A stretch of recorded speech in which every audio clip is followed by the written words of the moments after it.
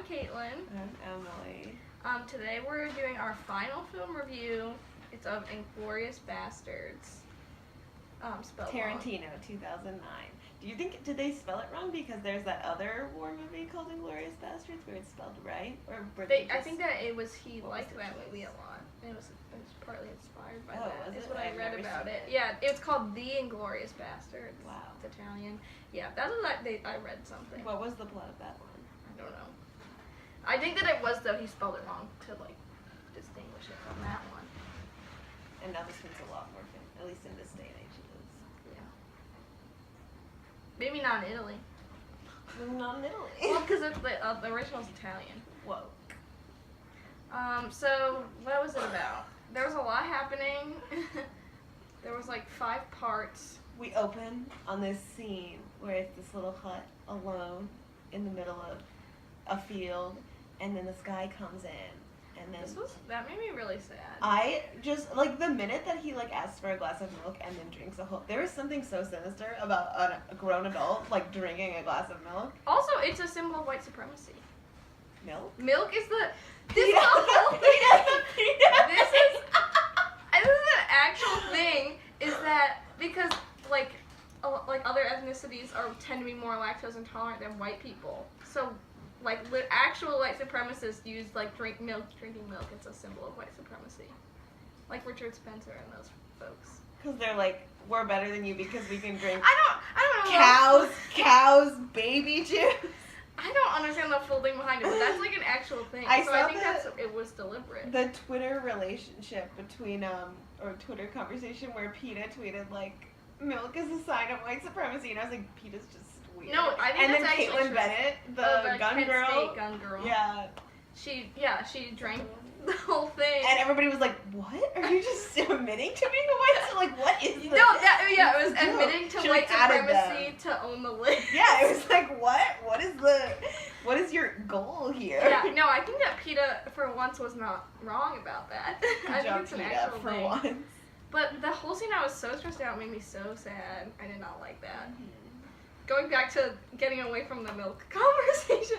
And then there's, like, the second plot line is the Inglourious Basterds, led by Brad Pitt with a terrible accent. I don't understand the accent. The Nazis. They've been killing Nazis, and Hitler's really mad about it, and all the higher-ups.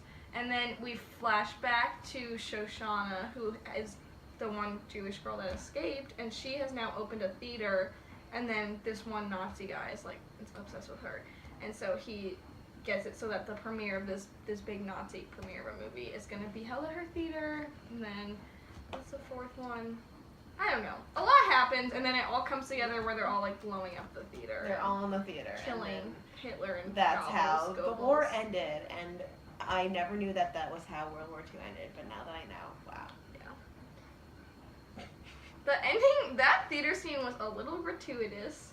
Just a lot of violence. I'm gonna say, it felt like it went on longer than it needed to. If this movie was less bloody, I would have probably given it, like, a pretty decent review.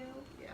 But I just also don't know how I feel about him using, like, Nazi-occupied France as, like, the setting to, like, create a totally fictional story. I don't know, like, it just felt, like, kind of inappropriate, and, like, I don't know, like, we shouldn't be using that to be, like, create a totally fictionalized version of the events of, like, World War II. I don't know, I mean, that's just my opinion on it. Like, other people were fine with it, but I don't know. Wait, so what should we talk about? Cinematography. What were you gonna say? I have nothing to say about cinematography. I watched this like 5 days ago, so I don't actually remember. I'm sorry. The only thing is that I read a lot of reviews, or not a lot, a few, that were, like, talking about him. It was basically just Tarantino doing other films. Like, it was a lot of,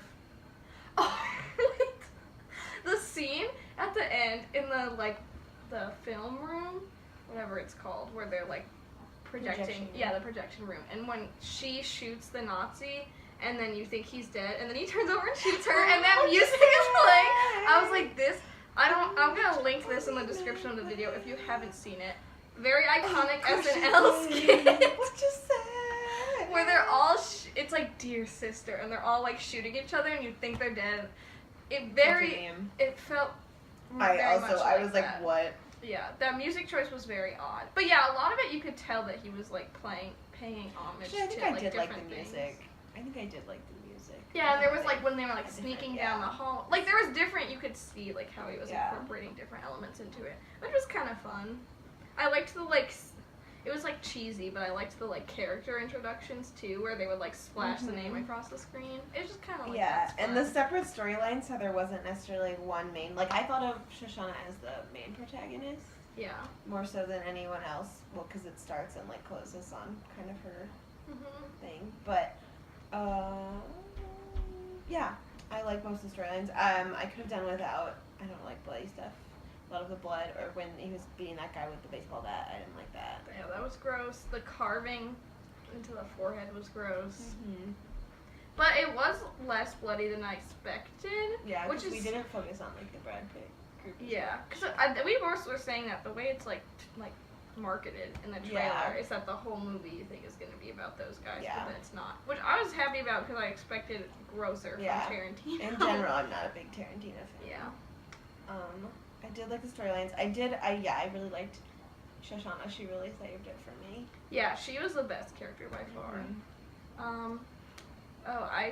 How did you feel about the Hans storyline? Where he like gives them up. That character in general. Vonda? Yeah. I just kept thinking when I don't cover scene. Yeah, I thought it was interesting how they had him be like do that, and like I guess because obviously the Nazis were in the wrong in World War II, then he like was doing the right thing by eventually giving up, but it just made him seem of more like a rat. And after that whole speech of like being able to think like a rat, I don't know. I'm glad they branded him. Yeah, he to be honest, he got what was coming to him. He really sucked. That's true. Also, I was never sure if he knew that she was Shoshana. Oh, I know. Because I got the milk thing. I was like, and then there's the whole part where he's like, oh, I can't remember what I was gonna. Yeah. I was like, what? Like that was so weird. But I feel like it was implied. I feel like it was supposed to, and that was like supposed to imply his, or that was foreshadowing for his eventual giving up on them. But then I don't know why he had to like violently murder that one lady. Poor Diane Kruger. Nicolas Cage would never have done this to her. Well, I rewatched that National Treasure recently, and he's like very sexist in it. I stan National Treasure. I need to rewatch it though. It's good, but some of the things he says, I was like, I do not remember this from when I was a child. I was supposed to watch it. Julia and I were gonna have when Vincent, we're gonna have a National Treasure. Watching thing when I was in DC this summer. I watched it this summer, and there's a whole part where he's like, do you ever stop talking? Can you just stop? Like, does she ever shut up? And I was like, I don't remember this. Yikes! So Diane Kruger is consistently getting played in these movies that she's in by these men. I did think in the beginning of her like storyline, we never really figure out if she's a double agent or a triple agent or what's going on there. I think that she was a double agent. But I still got the vibe that she was like kind of on the opposite team. No, playing for the Germans, but like being a triple agent. I don't think so, because I don't think he would have strangled her at the end. Yeah, but maybe he would, because he turned out to be on what side? And she was just kind of stuck in. She couldn't really rebel against Brad Pitt. There's just no way that they would have. It was so funny. That part was funny. Yeah, there's like he would have said like chow, and they would have been like, no, you can't. We gotta come up with a new plan. they're bad at telling Italian accents. Yeah, and I was like, there's just no way that you would obviously. And it's so funny after he gave himself away by being like 3 instead of 3. Yeah. It was so funny. And she's like, but this is fine because they can't. I'm like, what? Also, I did not know Michael Fassbender was in this movie. Oh yeah. I make a point to avoid his films. I thought it was Henry Cavill when I first saw him. The guy who plays Superman. I guess they kind of look when he had the mustache. I guess. He looked very similar, but then he shaved it. I thought in the beginning, I can't recognize the uniforms. I thought he was playing a Nazi, and I was like, that's crazy that he played a Nazi in this movie, and then he was Magneto. Anyway. We're having really good content Yeah, in this this review. is really all about Inglourious Basterds. We referenced like 12 things. I don't. Okay. Including Gun Girl. I don't know what the social commentary was. That Nazis are bad. my social commentary is that Tarantino made a movie so that he could make blood, and the only reason that it's okay. This is my thing. So Yeah, we were when we have like superhero movies and shit, superhero movies and whatever, it's always like aliens or like these like really inhuman things, and like the most human thing that you can do and then like murder a lot of them and have it be okay are Nazis, obviously, because Nazis are terrible. But then like just like watching really like violent stuff against them, like it doesn't really make it okay. Yeah, that's what we were saying is like, obviously they're terrible, and if it was a real life Nazi, they deserve it.